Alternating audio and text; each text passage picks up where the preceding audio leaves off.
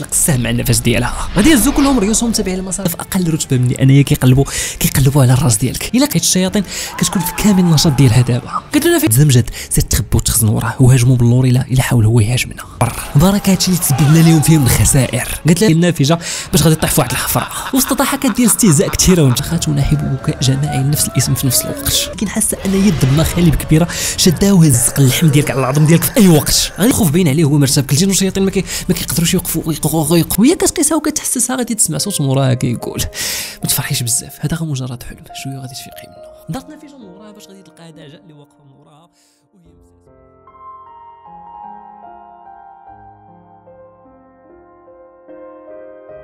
غادي تندافع نافجه لجهه ديك المجموعه ديال الفرسان اللي شادين داك الملتم كيجروه لبعيد باش يتنفذ فيه الحكم ديال الاعدام. غادي دوز من وسط دوك الفرسان، زلاتهم شتتهم وعاود دارت بالغبسه وغادي تعاود تقصدهم بالمرافض. غادي تجبد المبروق ديالها وغادي تضرب الخاصره ديال العود ديالها وغادي تندافع حتى هي قصدهم. ما كانش عند نافجه سيف عليها، كانت كضرب دوك الفرسان غير برجلها ولا الكاس ديالها. ما كانش باغي تلجا نافجه لطوسهم من الطلاسم ديالها حيت عارفه ان هاد البلاصه هذه سوق وعامره قوافل وناس مسالمه. فاش قربت منها رافضه غادي تلوح عليها السيف القديم ديالها باش غادي يدخلوا في مقاتله مع الفرسان ديال المران باش يفكوا داك الرامي ديال السهام من القبضه ديالهم. غادي يجيو تلهيزات الجنود من بعد ما وصلتهم الخبر ان الروينه نايضه جهه الباب الكبير ديال المدينه. البعض من الفرسان جاو فوق الاحصنه ديالهم وجاو لابسين الدروع. فاش شافت نافجه ان القضيه غادي وكتزير قالت لها رامي السهام شنو كتسنى يا رامي، رمي عليهم السهام ديالك عاونا. غادي يهز لها داك الرميه ديال مربوطه وشير لها انها تقطع داك القيد. غادي تنزل نافجه السيف ديالها على العقده ديال القيد وغادي تقطعو. غادي يهز الرامي القوس ديالو السهام ديالو من الجثه ديال الفارس اللي حيدهم ليه. غادي يجلس على ركبه واحده وبدا كيطلق عليهم وكانت الضربات ديالو قمه في الدقه، كان كيجيبها لهم بين عينيهم.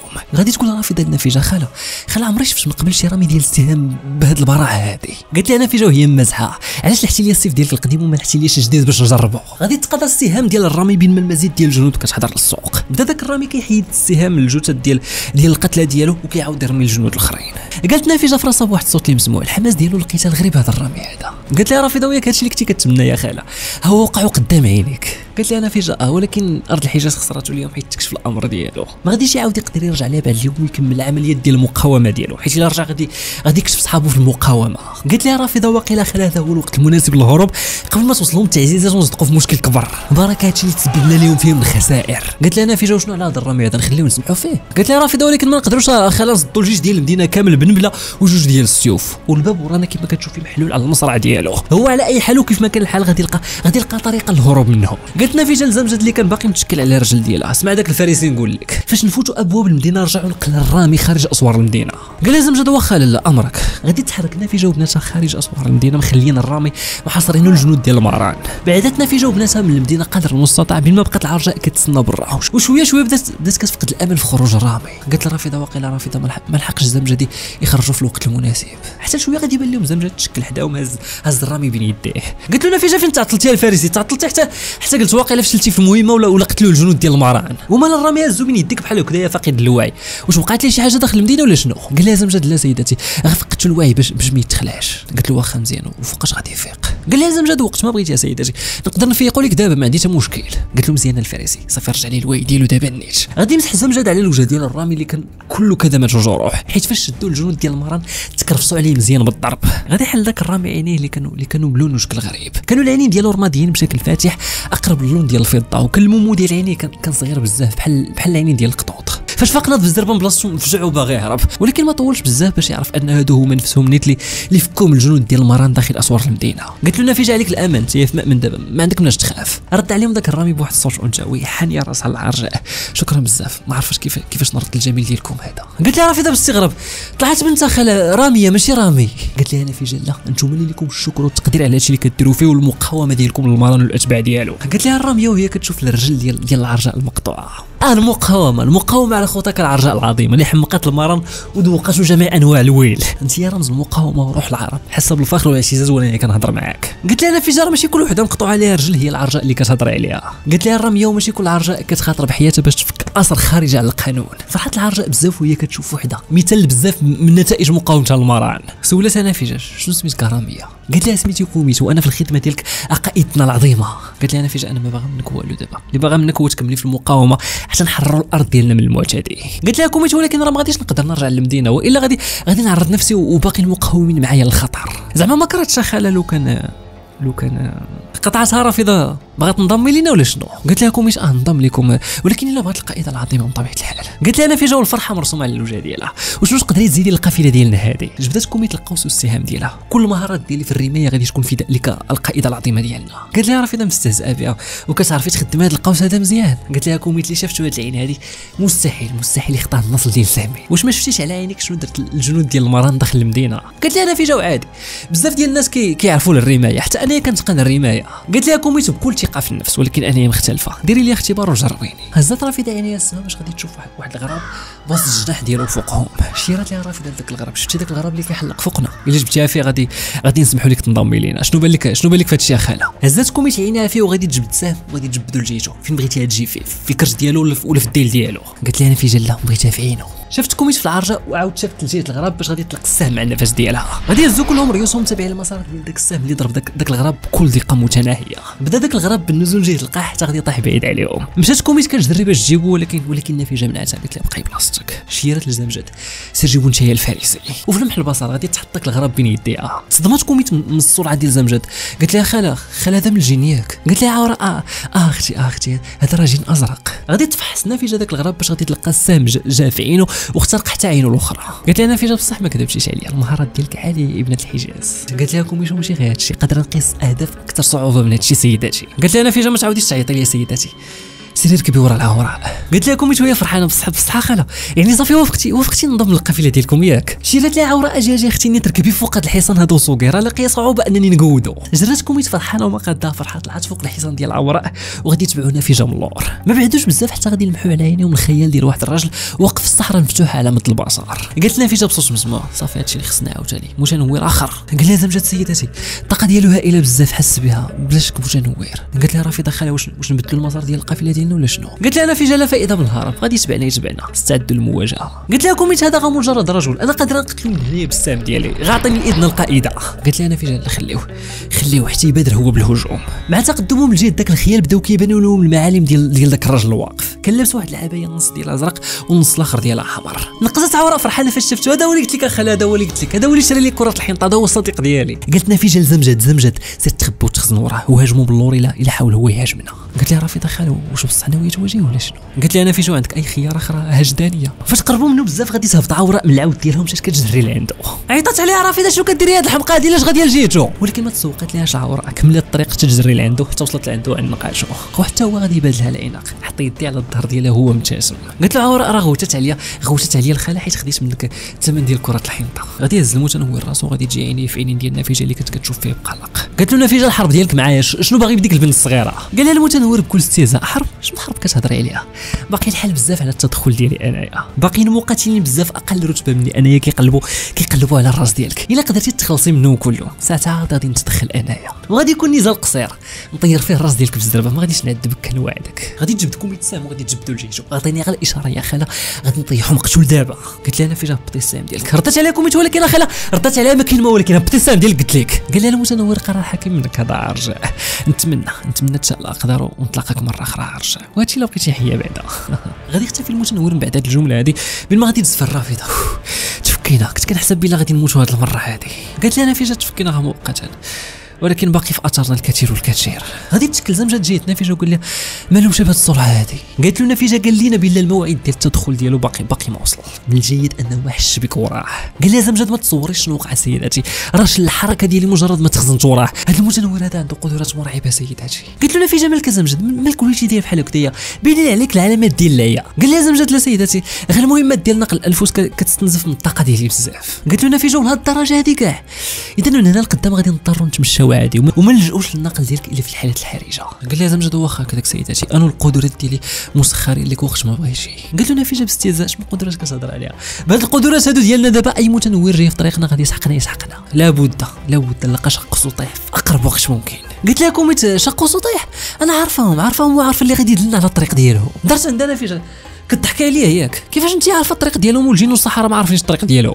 قالت لها كوميت لا ما ضحكش عليك قائده، حاجه نضحك عليك، ما عارفاش البلاصه ديالهم تحديدا ولكن عارفه اللي غتدلنا على بلاصتهم دابا. قالت لي انا فين دابا؟ كيفاش دابا ما فهمتش؟ ردت عليها كوميت حيت على حسب العلم ديالي شق وسطيح ما كيبقاوش في بلاصه واحده، واصلا هما ماشي مع بعضهم، مع الاسماء ديالهم اللي مرتبطه مع بعضهم، واحد فيهم كيتسول والاخر كيجاوب، خاصك تلقاي الاول بعدا تسوليه عاد باش تمشي تقلبي على الاخر باش يجاوبك. قالت لي انا فين شنو؟ عاد ما زدتي دابا عقدتي عنا، يعني دابا خاصنا نقلبوا في جوج جواي ولا شنو؟ قالت لها كوميت واخا خاله، واش من سؤال هذا باغي تسوليهم؟ قالت لها انا فين ما عليكش انت دابا، خلينا من السؤال ديالهم، فين غادي القاده اللي غادي يدلنا على الطريق ديالهم؟ قالت لها كوميت وهي مشيره لجهه الجنوب، خاصنا نتحركوا لجهه الجنوب، جهه حضرموت. وعلاش حضرموت تحديدا غراميه؟ قالت لها كوميت حيت تما كاين بئر الجن، بئر برهوت، وسكان البئر غادي يدلونا على الطريق ديال شق وسطيح. قالت لها رافضه وفين عارفه انت هذا الشيء كامل؟ قالت لها انا فين مقاطعه رافضه، ماشي مهم كيفاش عرفت، المهم هو تكوني صادقه في هادشي اللي قلتي. قالت لها كوميت الا كذبت عليك قائده الدم ديالي حلال عليك، تقدري تهضري. هضرتنا في جهه زمجد وقالت لي شنو بان لك انت في هادشي الفارسي، انت من الجن والجن اهلك، واش عمرك سمعتي على هاد بئر برهوت من قبل ولا لا؟ قال لها زمجد بصراحه لا، انا اصلا ما عنديش معلومات بزاف على الجن ديال جزيره العرب.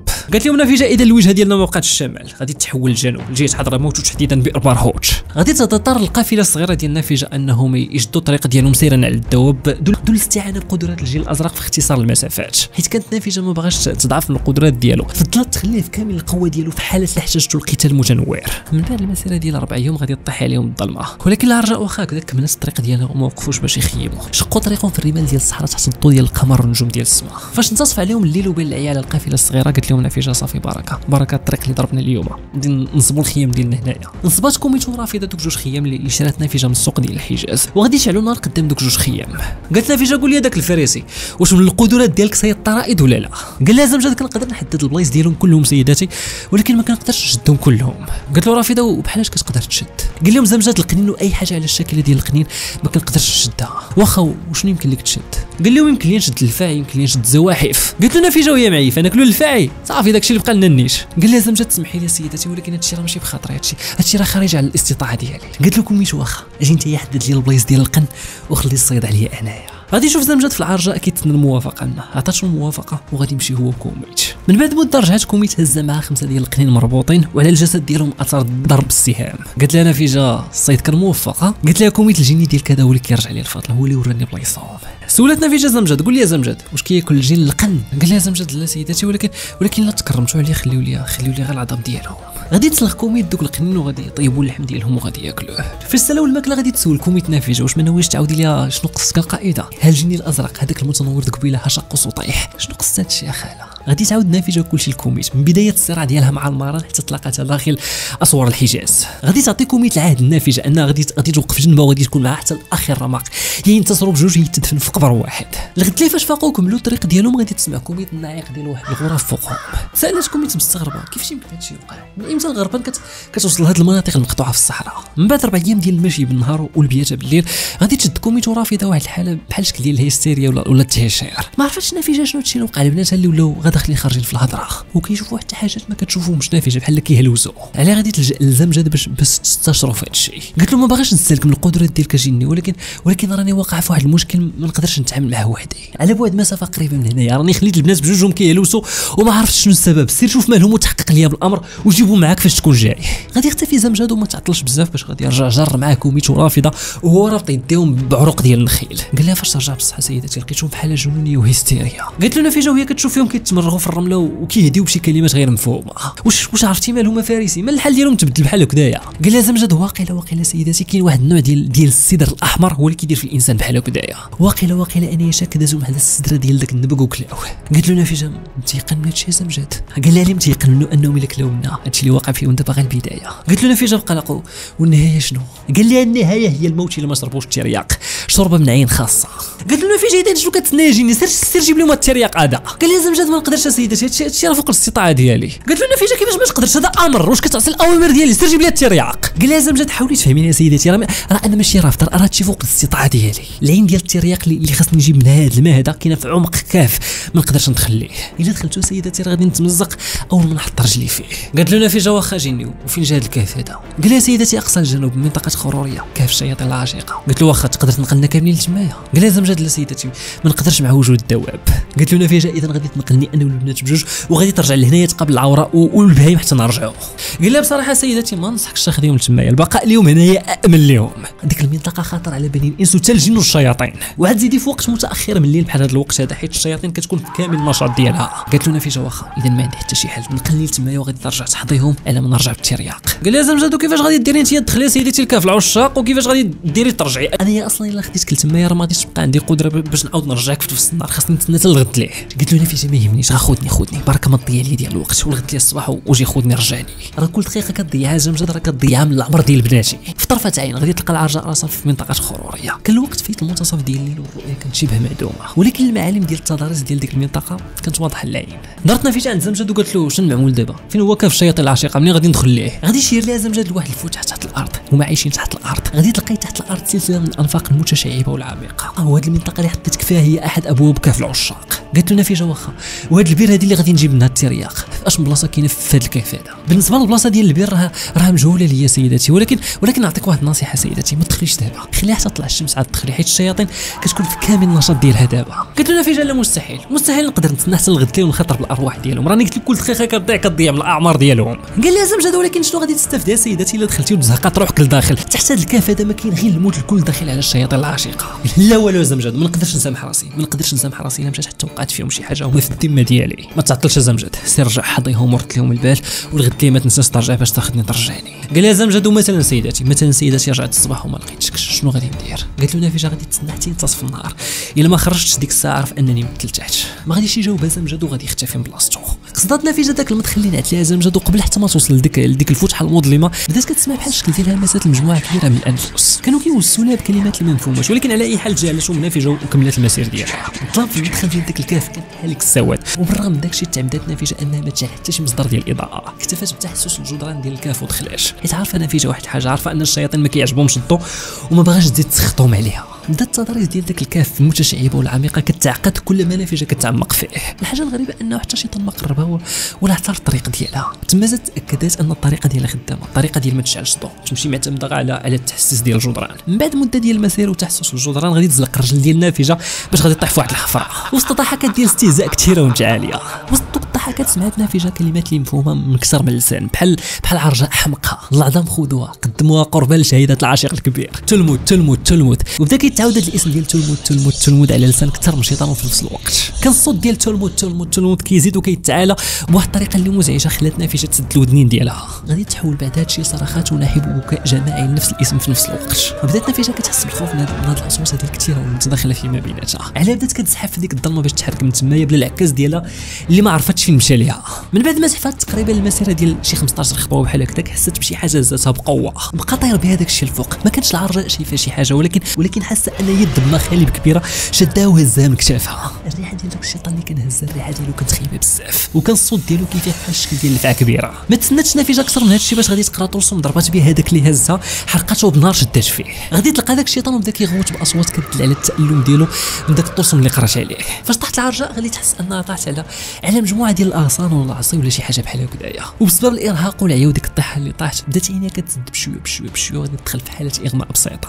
غادي تفيق العرجاء بشويه باش غادي تلقى راسها في حقل اخضر على مد البصر، كان عامر برود بكل الالوان، وكانت متوسطه واحه باشجار نخيل مثمره. جلست نافذه الارض وغادي تهز راسها في السماء باش غادي تلقاها اكثر روعه، سماء زرقاء صافيه. غادي يزيد الاندهاج ديال العرجاء فاش غادي تطيح عينيها على الرجل ديالها المقطوعه، لقات رجليها بلاصتها صحه وسلام. بدات كتقيسها وكتفحصها باش تحقق، وهي كتقيسها وكتحسسها غادي تسمع صوت موراها كيقول ما تفرحيش بزاف، هذا غير مجرد حلم، شويه غادي تفيقي منه. دارت نافذه من وراها باش غادي تلقى دعجاء اللي واقفه من وراها وهي مبتسمه، ومن ورا دعجاء كانوا بنات العصبه ديالها كيلعبوا فرحانين. جات دعجاء وغادي تجلس حداها. اش خبارك يا ابنه النخيل؟ قالت لي انا في جافي خير اخي، ما تصوريش الفرحه ديالي واني شايفك حدايا. قالت لي دعجاء وبناتكما كي دايره حالتهم؟ قلت لي انا في جابي خير وعلى خير، جوج منهم مرضوا وانا كنحاول نقلب لهم على الترياق باش نعالجهم. صراحه حاجه غريبه انك تكون في حلم وانت عارف راسك كتحلم.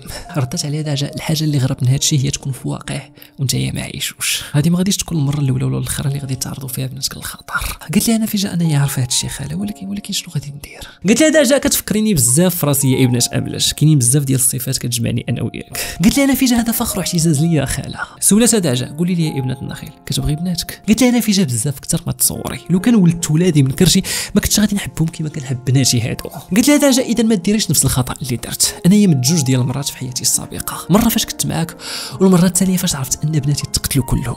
فقدت وراها كاع الرغبه بالحياه، ولكن اللي اسوء من هذا الشيء كامل هو داك الشعور بالذنب، حيت ما خليت لهمش الفرصه انهم يعيشوا بسلام بسبب الانانيه ديالي وجندتهم في العصبه ديالي. لو كان ما جندتهمش في العصبه، لو كان ما ماتوش بديك الطريقه، ولو كان كل وحده باقا عايشه وكتعيش حياتها، غادي تجي هنا نمورهم وقالت نافجه ما تديش على الهضره ديال اخاله. داجا عزيز عليها تبالغ في الامور. قالت لها داجا انت هي اخر وحده تهضري على المبالغه، واش استمتعتي بالموت في ارض فارس مدلوله؟ قالت لها هنا انايا مت كنقاتل بعز وكرامه، ويا تعاودت تعطاتني حياه جديده غادي نعاود نفس الشيء. قالت نافجه لداجا قولي لي خاله اش من نصيحه باغا تعطيني؟ قالت لها داجا النصيحه الوحيده لك هي ما ديريش داكشي اللي درت. هاد البنات دابا اللي معاك كيحبوك وقادرين يفديوك بروحهم، ولكن حبهم هذا ليك ماشي سبب باش تسلبيهم الاعمار ديالهم وتحرميهم ويعيشوا حياتهم كلها. نط داجا من البلاصه ديالها وقالت لها جا الوقت ديال الرحيل ديالي. سولات انا في جو انا يا خاله وانا خاله فوقاش غادي يجي الوقت ديال الرحيل ديالي؟ هذا السؤال هذا ما عنديش جواب يا ابنه املاش، هذا السؤال هذا في علم الغيب. تحركت داجا مخليه نافجه مصرحه مع الافكار ديالها. بين ما نافجه جالسه كتفرج على ديك البحيره حتى بدات غيوم كحله كتجمع حجبات النور ديال الشمس وبدات كترعد وتبرق. غادي تبعها نزول الامطار حمراء باللون ديال الدم. نط نافجه مطليه بالدمايات وقبل ما تحرك من بلاصه تخبى لمحات شي حاجه خرجت من ديك البحيره اللي تحولت لبركه كبيره ديال الدمايات. بدا كيبان لها الملامح ديال داكشي اللي خرج واللي قصده واللي ما كان الا داك المتنور اللي على الوجه ديالو 10 ديال النجوم. غادي تبلوكاو الرجلين ديال نافجه بلاصتهم، ما قدرش لا تحركهم ولا تهرب. فاش وصل ليها غادي يقول لها كلمه بلغه فارسيه وغادي يهز اليد ديالو في الوجه ديالها باش غادي يخرج نور قهوي من اليد ديالو تتلحم على العظم ديالها. غادي تفيق نافجه مرعوبه من داك الحلم المزعج وغادي تشوف نور مسلط على الوجه ديالها. ما كان هذا الا النور ديال الشمس اللي داخل واحد الفتحه من السقف ديال داك الكهف. نط باش غادي تلقى راسها متكيه على جبل ديال العظام والجماجم البشريه. قالت في نفسها ما هادشي شكون اللي جابني لهنايا؟ شكون اللي حطات العظام هذا كلهم هنايا؟ غادي يجاوبها صوت من تحت كومه العظام. انت فوق ما تبقى من قبيله بني سحيان، انت فوق العرش ديال زعيمنا الشهيد. قالت العرجاء الموسط وشكون نتايا؟ قال لها موسط بصوت عالي وساخط انا اللي تعديتي عليا بنارك وغادي نرجع الحق ديالي منك. قالت له نافجه الليل كامل وانا مجبده هنايا حداك، علاش ما استغليتيش الفرصه وقتلتيني؟ غادي يزمجر الصوت بلا ما يرد عليها. قالت له نافجه اذا كاينه شي حاجه هنايا الفوق مناك ياك. غادي يزيد يزمجر الصوت كثر من الاول. انا قادر نمزق اللحم ديالك على العظم ديالك في اي وقت. غادي تجبد نافجه واحد العظمه طويله من ديك الكومه ديال العظام وتسندات عليها بحال الشكل ديال العكاز باش توقف. اذا شنو كتسناها؟ انا الفوق كنتسناك. بدا الصوت كيغوت ويزمجر وهو حاقد حيت العرجاء كان عندها الحق. هو بصح ما قادرش يطلع لعندها، ولكن السبب اش باقي ما عرفاش العرجاء شنو هو السبب. قال لها الصوت طال الزمان ولا قصر، غادي تهبطي لعندي لهنايا وساعتها غادي ننتقم منك. انا هنايا في الانتظار ديالك وعمري غادي نتحرك من هنايا. بدات نافجه كتمشى فوق ديك الكومه ديال العظام وكتقلب بعينيها يمينا ويسارا. اذا الحاجه اللي مخوفك كاينه غير هنايا في شي بلاصه هنايا. كتقلب حتى غادي طيح عينيها على واحد الفراء ديال الذئب رمادي اللون. كل ما كتقرب من داك الفراء الصوت كيزمجر، كتزيد تقرب منه اكثر كيزيد يزمجر. من بعد تحولت الزمجره ديالو لتوسل. عافاك صافي ما تفيقيش ابا كاسب. قالت له نافجه اذا هادشي اللي مخوفك غوت الصوت كيطلب الرحمه. عافاك ما تفيقيش ابا كاسب. تما عرفت نافجه وتاكدت من حاجه واحده، ان الحل ديال الخروج ديالها من هذا الكهف هذا هو الفراء ديال هاد الذئب هذا. غادي تهزو وغادي تحطوا عليها. قالت له نافجه كشف على نفسك يا شيطان وما بقاش تهضر معايا وراء حجاب. قال لها الصوت الرحمه يا ابا كاسب. ما فهمتش نافجه السبب ديال الخوف ديال الشيطان هذا من الفراء ديال الذئب، ولكن على ما يبدو ان الزهر لعب للصالح ديالها. غادي تضغط عليه بهذا الفراء الناس باش تلقى المبتغى ديالها. قالت له قول لي فين هي العين اللي نابعه في هذا الكهف هذا؟ قال لها الصوت ما كاين حتى شي بير ولا عين هنا يا ابا كاسب. قالت له ما تراوغنيش جو فين كاين النبع ديال العين؟ مرت عليها الصوت وبدا كيبكي ويترعد ويدخل يخرج عليها في الهضره. تما قررت نافجه انها تقلب على ديك العين بنفسها وبدات كتعكز للجهه الاخرى من ديك الكومه ديال العظام. غادي تلقى في الطريق ديالها هيكل عظمي لواحد المراه، حيت اللباس ديالها والشعر ديالها طويل كان دليل على هذا الشيء. غادي تقصد نافجه داك الهيكل وقبل ما توصل ليه عاوتاني بدا الصوت كيتوسل. عافاك يا ابا كاسب عافاك ما تخصش الضريح ديال النور. عافاك هي الذكرى الوحيده اللي تبقات لنا من سيدنا ملاز. قالت له نافجه ملاز نور شكون هما هادو يا شيطان؟ قال لي عافاك خلي الضريح ديال النور وغادي ندلك على اللي بغيتي. قالت له نافجه المطلب ديالي بسيط، شي شويه ديال الماء من العين اللي كاينه هنايا وغادي نخرج بسلام. قال لها الصوت كنقسم لك يا ابا كاسب كنقسم لك انه لا مهنه الا الماء ديال العشيق الكبير. قالت له واخا وريني فين كاين الماء ديال العشيق الكبير. غادي يرشد هذاك الشيطان ونور لها الطريق ديالها الماء ديال العشيق الكبير. عكزت نافجه بديك العظمه اللي جايته حتى غادي توصل ليه. لقات واحد الجويف على شكل حفره عامر بواحد الماء اللي راكد. سولات داك الشيطان قول لي يا شيطان منين كاين بعاد الماء هذا؟ رد عليها الصوت وهو كيترعد بعد النبع نشف من زمان. هادو الدموع ديال العاشق الكبير اللي دمعها على المعشوقه ديالو. قضى اعوام طويله وهو كيبكي حتى تشكلت هاد الجلسه هادي بحال شكل ديال بحيره صغيره. قالت له نافذه واش من حب مجنون هذا يدير هادشي في الشيطان؟ قال لها الشيطان حب حتى حد ما جرى الا الحب ديال تلمود ليه. قالت له واخا شكون هي تلمود هذه عاوتاني؟ غادي تشعل النار ديال وهاج زرقاء باش غادي يكشف على شيطانه مصلوبه ومعلقه على جدار الكهف. قال لها الشيطان ما كيدخلوا لهنايا الا العشاق الحقيقيين. خذ المبتغى ديالك يا ابا كاسب وخرج من هنايا مشي بلا رجعه وخلينا نبكيو في سلام. جبدت نافذه واحد القربه ديال الماء صغيره وعمرتها بالدموع ديال العاشق نورا. بعدا قالت للشيطان رشدني للطريق ديال الخروج من الكهف. غادي تشعل شعله ديال النار وغادي تدل النافذه على الطريق ديال الخروج. من بعد مده ديال العكيز في ذاك الكهف غادي تخرج نافذه من واحد الجويف من غير الجويف اللي دخلت منه. ما عرفتش نافذه اش من البلاصه هذه اللي خرجت منها ولا حتى ديك البلاصه اللي كانت الزمجه دي تسناها فيها. حيدات داك الفراء الثقيل من على الظهر ديالها ولاحته وبدات كتقلب على زمجد. من بعد مده ديال التقلاب غادي تديها رجليها لديك البلاصه اللي كان كيتسناها فيها زمجد. مجرد ما طاحت عينيها عليه من بعيد حتى غادي يجي لعندها. شنو اللي وصلك سيدتي هنايا؟ كنا دايرين تخرجي من ديك الفتحه ماشي من هذه. قالت له نافذه قصه طويله ما فيه لي عاود لك دابا نقلني البنات قبل ما يفوت الفوت عليهم. في طرفه عين غادي ينتقل بها الجنين الازرق البلاصه اللي خلات فيها بناتها. وبسبب العيا وديك الليله اللي دوزت العرجاء في كهف العشاق ما عقلات على والو حتى حلات عينيها في واحد البلاصه اللي هادئه. فاش حلات عينيها غادي يطيحوا على بناتها بثلاثه جالسين في واحد الجهه وبين ان الحاله ديالهم تحسنات. وكان حداهم محطوط واحد العكاز خشبي جديد ومنحوت بكل براعه. تبسمت نافذه وفرحت في الداخل ديالها حيت عرفات ان بصح الترياق بصح عالج بناتها وان هذا العكاز الخشبي زمجد اللي نحتوا ليها. قال لها زمجد بنورها شربتهم الترياق كلشي بخير وعلى خير. قالت له نافذه هذاك اللي شربتيهم ماشي ما يا جني. قال لها زمجد وشنو هو سيدتي؟ قالت له نافذه ما يهمش الهم انني حاسه بالذنب من جهتهم. شنو الذنب ديالهم ناخذهم معايا في رحله نحو المجهول؟ قال لها زمجد هما جاو معاك بالاختيار ديالهم وانت ما فرضتي على حد يجي معاك. هما بالعكس سيدتي فرحانين بزاف حيت هما جنبك. قالت له نافذه وانت يا جني فرحان حيت انت معايا ولا لا؟ قال لها بصراحه انا مختلف عليهم. انا مسير ماشي مخير. انا مجبور نطيق وننفذ الاوامر ديالكم نكون جنبك. قالت له نافذه وشنو؟ لو كان كنتي مخير شنو كنتي غادي دير؟ قال لها زمجد حرريني وغادي تشوفي على عينيك شنو غادي ندير. قالت له نافذه لا ما بغاش نعرف. الغد لي الصباح غادي نوضوا بكري باش يكملوا الطريق ديالهم. ما عندنا نافذه اللي كانت معلوكه من داكشي اللي داز عليها. اقترحوا عليها البنات زعما يزيدوا يرتاحوا نهار اخر هنايا عادي يتحركوا. ولكن هي ما بغاتش واصرت انهم يكملوا الطريق لبئر برهوت. تمشات القافله الصغيره تحت الحر ديال الشمس الحارقه وقبل ما ينتصف عليهم النهار غادي يشوفوا كلهم عاصفه رمليه جايه قصدهم. وهذه اصلا واحد الحاجه اللي عاديه واللي موالفين عليها السكان ديال الصحراء السكان ديال جزيره العرب. ولكن الحاجه اللي ماشي عاديه وطبيعيه هي الخوف ديال زمجد اللي عمرها شافته على هذا الحال هذا خايف من قبل. غادي يقرب من الودن ديال نافذه وقال لها سيدتي عطيني نحيد من هنا بزربه. قالت له نافذه مالك تفتف عليا بحال هكذا شنو كاين شنو واقع؟ قال لها زمجد الخوف باين عليه هو مرتبك. الجن والشياطين ما كيقدروش يوقفوا حدا العواصف الرمليه. حبه وحده في عين جن ولا شيطان كفيله انها تقتلو. قالت له نافذه بصح غريب هادشي عمري سمعت على هادشي من قبل. كان زمجد مخربق ومتوتر وباين عليه انه ما كيكذبش كان كيترعد. عافاك سيدتي سربي عطيني الاذن خصني نحيد من هنايا. واخا فوقاش غادي ترجع زمجد؟ ما غاديش نطول سيدتي سربي ما غاديش نطول دغيا نرجع لكم. غادي تعطينا نافذه الاذن باش غادي يختفي في لمح البصر مع الوصول ديال العاصفه اليوم النيت. ما خرجت القافله الصغيره من ديك العاصفه الا بمشقه الانفس ومشقوا طريقهم وسط ديك العاصفه من التمين. هم بعد مده ديال الرمال والاتربه وداك الشيء راكم عارفين غادي يصفى الجو. من بعد ما خرجوا من ديك العاصفه وتجوزوها غادي يسمعوا النعيق ديال الغراب فوقهم. قالت نافذه وهي كتشوف فيه بصراحه هادشي غريب. الغريب انه يكون غراب واحد هنايا في هذه المنطقه هذه القاحله. قالت لهم كوميتو وهي كتشوف فيه هذا الغراب هذا فين شفتو من قبل انا متاكده. واقيلا خاله بحال هذا الغراب هذا مرافقنا وكيتقفى الاثر ديالنا. لما غادي تجي يرعاو الارض شوفوا شنو داكشي لهيه وغادي يلقاو اطراس ديال الدمايات باقا طريه على الحبيبات ديال الرمال. قالت لهم كوميتي يقدر يكون شي حيوان هذا مجروح في مواجهه مع حيوان اخر. لا قالت لها رافضه لا واش ما شفتيش دوك الاطراس ديال الرجل اللي هذوك اطراس ديال البشر ماشي ديال الحيوان 100% هذا دم بشري ماشي حيواني. نزلت نافذه من ظهر الغبساء وبدات كتفحص دوك الدمايات بين انه كان هربان من شي حاجه ولكن ماشي يكون هرب زعما. قالت لها رافضه واش عرفتيها خاله كان هربان وكيجري. ردت عليها كوميتي حيت الاثر ديال الرجل ما غرقش بزاف في الرمله يعني الخطوات ديالو كانوا متسارعه كيحطوا يهزهم دغيا. وزيدوا على هادشي الاثر ديال الاقدام والدميات باقي شديد بحال تقولوا غدا وقع هادشي. سولات عوراء واش عرفتي هادشي انت يا خاله؟ قالت لها رافضه حاجه باينه لو كان الدم والاثر ديال الاقدام قديم لو كان غطاتهم العاصفه الرمليه اللي ضربات غدابه. هذا الاثر هذا ما دازش عليه دقائق وربما ثواني كاع. زعما فين يكون مولاه؟ يقدر يكون في شي بلاصه قريبه من هنايا. قالت لهم عوراء واخا وشنو معنيتو هادشي؟ قالت لهم نافذه هادشي معنيتو اننا خاصنا نتحركوا من هنايا بالزربه قبل ما توقع شي حاجه. قبل ما توصل نافذه للغبساء غادي تطيح الارض فاقده للوعي. هبطت رافضه من الحصان ديالها وعاودت هزاتها ولكن مجرد ما قصت اللحم ديالها قالت لها خاله الجسد ديالك شاعل وقيله ضربك السخانه خاله. قالت لهم النافذه ما عليكمش مني انايا، غنكملوا التحرك ديالكم لجهه برهوش قبل ما يضيع لنا النهار بلا تقدم. غادي تشد الرافضه للجنب ديال الغبسه، لا خاله ما غاديش نتحركوا من هنايا، غادي نخيموا هنايا حتى تدوزك الحاله. غادي تركن النافذه اليد ديال الرافضه وغادي تكمل الطريق ديالها متجهله. قبل ما غادي يخرج لهم واحد الراجل جاي قصدهم كيغوت ويستنجد. جبدات الرافضه السيف ديالها المبروق وجبدات كوميت السهم ديالها. قالت كوميت الرافضه واش نطلق السهم ديالي عليه نقتلوه؟ قالت لها الرافضه لا ما ديري حتى شي حاجه بلاتي نتشاوروا مع الخاله. غادي يدوروا عند النافذه باش ياخذوا منها المشوره باش غادي يلقاوها طايحه مفرشه الارض والغبساء كتلحسها وكتحاول تفيقها.